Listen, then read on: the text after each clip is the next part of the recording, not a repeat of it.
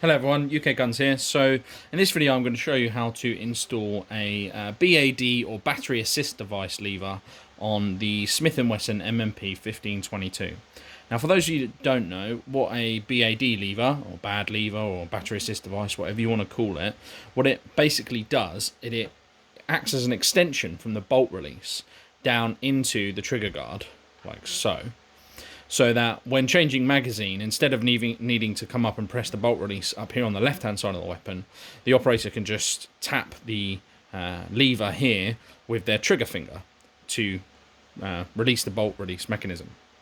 And the idea essentially is to speed up reload time. So this is good for practical shooters where every second counts in your reloads, and basically you can just focus on whacking a magazine in, tapping that almost instantaneously, getting the bolt travelling forwards. So that's the idea of it.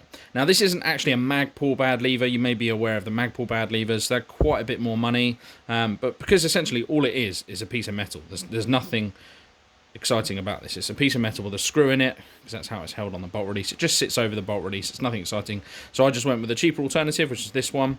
Now, they do require modifying for the 1522, and it's the same with the Magpul Bad Lever. I did some research online.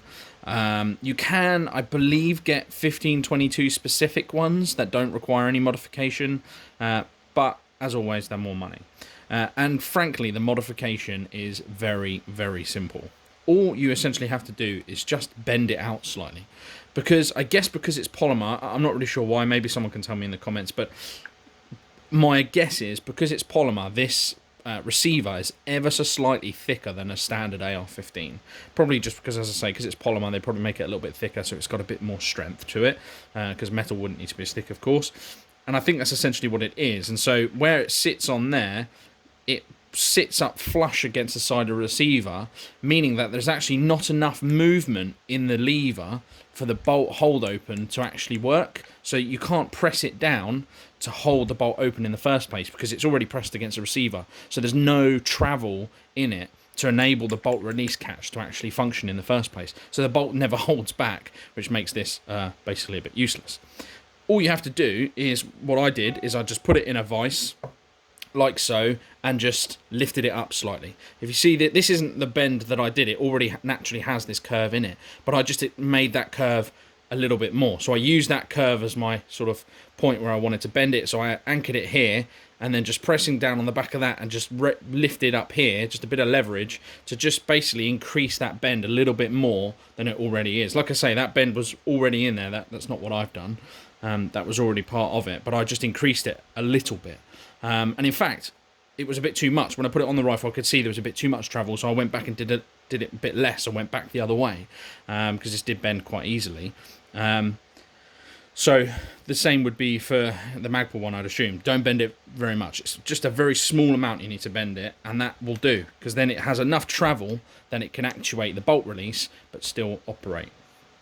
So, installing it on the rifle, very, very easy. All you need is a small little hex key like this one, just to take that screw out. It might be different on the Magpul one, perhaps. I'm not sure if it's a hex key or a flathead or whatever, but I'd imagine it's very similar. I know the process is virtually the same. And that gives you these two separate parts. One part is going to sit behind the bolt catch itself, like that.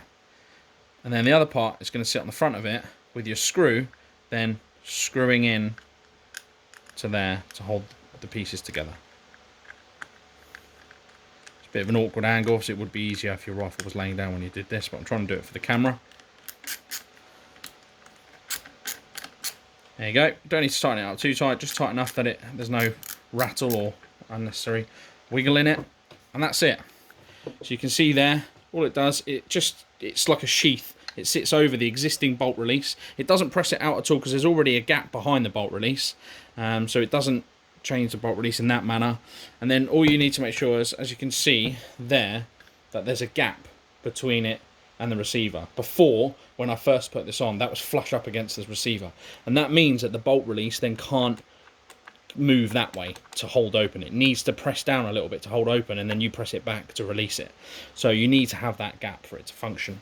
And if you look around the other side of the rifle, you can see, here it is here in the trigger guard. So the idea is, if I hold open the working parts, so with it held open, See, it protrudes out ever so slightly more because it's obviously now tilted. And then all you do when the magazine's in, you just press that, and that drops your working parts forward. And you see it then actually retracts slightly inside the trigger guard, so it's kind of then puts it out of the way a little bit more, which is pretty handy. And it doesn't get in the way of, you know, when you're shooting and things. It's pretty good. And for the cost, I mean, even the Magpul one I think is only around £40 or so, but you can get these ones online for about £20. And like I say, all it is a piece of metal. I haven't shot with this yet, but it functions perfectly. I've dry fired with it. You know, it holds open still perfectly fine, just as you would normally, like so. It holds open on an empty magazine as well. I've tried that, and then just pressing it drops the bolt forward again. So it functions absolutely perfectly. Be interested to see how it works when I'm shooting with it. Make sure that it still holds open, you know, last round hold open, that kind of thing. I can't see any reason why it wouldn't, and perhaps I'll come back and do an update. But very simple, very good bit of kit. Will require a little bit of practice on my part, sort of retraining yourself not to come up for the bolt release with the left hand, but actually using the trigger finger and the right hand instead to operate the bolt release. That's going to take a bit of training and a bit of practice, but I think in the long run it certainly will speed up those reloads, which is the idea. As always, thanks for watching, and if you enjoy the videos, feel free to like and subscribe. Thanks very much.